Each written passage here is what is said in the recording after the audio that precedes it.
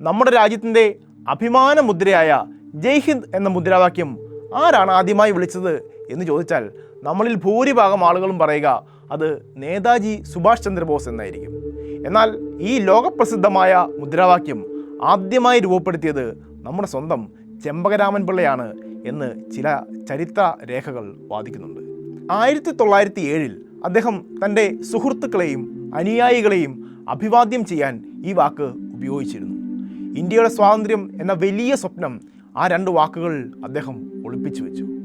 വർഷങ്ങൾക്ക് ശേഷം 1930കളിൽ ജർമ്മനിയിൽ വെച്ച് നേതാജി സുഭാഷ് ചന്ദ്രബോസ് ചെമ്പകരാമൻ പിള്ളയെ കാണാനിടയായി. ഇന്ത്യയുടെ സ്വാതന്ത്ര്യത്തിനായുള്ള വിദേശ പ്രവർത്തനത്തെക്കുറിച്ച് അവർ ദീർഘനേരം ചർച്ച ചെയ്തു. അന്ന് പിള്ളയുടെ ഈ അഭിവാദന രീതി നേതാജിക്ക് വളരെ ഇഷ്ടപ്പെടുകയും പിന്നീട് ഇന്ത്യൻ നാഷണൽ ആർമിയുടെ അഥവാ INA യുടെ ഔദ്യോഗിക മുദ്രാവാക്യമായി ജയ് ഹിന്ദ് അദ്ദേഹം ഏറ്റെടുക്കുകയുമായിരുന്നു.